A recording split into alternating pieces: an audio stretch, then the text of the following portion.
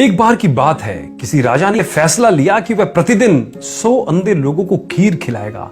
एक दिन खीर खिलाने वाले दूध में सांप ने मुंह डाला और दूध में विष डाल दी। जहरीली खीर को खाकर 100 के 100 अंधे व्यक्ति मर गए। राजा बहुत परेशान हुआ कि मुझे 100 आदमियों की हत्या का पाप लगेगा। राजा परेशानी की हालत में अपने राज्य को छोड़कर जंगलों में भक्ति करने के लिए चल पड़ा ताकि इस पाप की माफी मिल सके।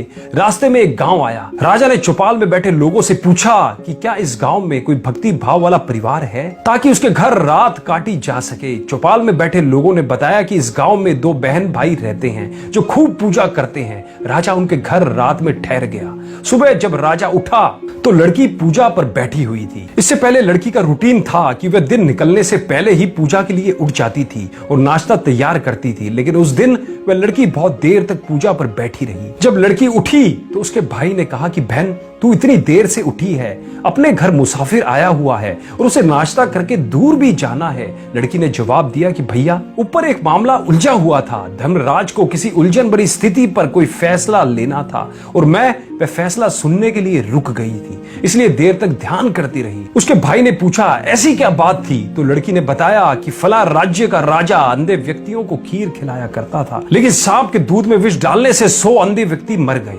अब धर्मराज को समझ नहीं आ रहा कि अंधे व्यक्तियों की मौत का पाप राजा को लगेगा, सांप को लगे या दूध बिना ढके छोड़ने वाले रसोइयों को लगे। राजा भी सुन रहा था। राजा को अपने से संबंधित बात सुनकर दिलचस्पी हो गई और उसने लड़की से पूछा कि फिर क्या फैसला हुआ। लड़की ने बताया कि अभी तक कोई फैसला नहीं हो पाया था। तो राजा ने पूछा कि क्या मैं आपके घर एक रात और रुक सकता हूँ? दोनों बहन भाइयों ने खुशी से उसको हाँ कर दी। राजा अगले दिन के लिए रुक गया, लेकिन चौपाल में बैठे लोग दिन भर यही चर्चा करते रहे कि कल जो व्यक्ति हमारे गांव में एक रात रुकने के लिए आया था और कोई भक्त भाव वाला घर पूछ रहा था, उसकी भक्ति का नाटक तो सामने आ गया है। रात काटने के बाद वह इसलिए नहीं गया क्योंकि जवान लड़की को देखकर उस व्यक्ति की नीयत खोटी हो गई, इसलिए वह उस सुंदर और जवान लड़की के घर पक्के तौर पर ही ठहरेगा या फिर लड़की को लेकर भागेगा। दिन भर चौपाल में उस राजा की निंदा होती रही। अगली सुबह लड़की फिर ध्यान पर बैठी और रूटीन के टाइम अनुसार उठ गई। तो राजा ने पूछा,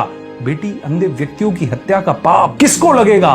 तो लड़की ने बताया कि वह पाप तो हमारे गांव के चौपाल में बैठने वाले लोग बांट के ले गए। इस कथा का सार इस प्रकार है, निंदा करना कितने घाटे का सौदा है। निंदक हमेशा दूसरों के पाप अपने सर पर ढोता रहता है और दूसरों द्वारा किए गए उन पाप कर्मों के फल को भी भोगता है। अतः दोस्तों, हमें सदैव निंदा से बचना चाहिए। अब दोस्तों, आपको आज 3 कार्य करने हैं। पहला, इस कथा को कम से कम 2 से 3 बार जरूर सुने और समझने की कोशिश करें। सुनने के अलावा समझे इस कथा को, तभी आपको इसका पूर्णता सार आ पाएगा और आप अपने जीवन में इस कथा को समझ पाएंगे। दूसरा, इस कथा के सार को अपने जीवन में लागू करें, अर्थात आप भी कभी निंदा भूल कर भी ना करें। और तीसरी बात और आखिरी बात, विद्यादान महादान। इस वीडियो को कम से कम अपने 10 दोस्तों में या रिश्तेदारों में शेयर जरूर करें, जिससे यदि वो भी निंदा करते हैं तो वो भी इस आदत से बच पाएं और इस आदत को दूर कर पाएं। धन्यवाद।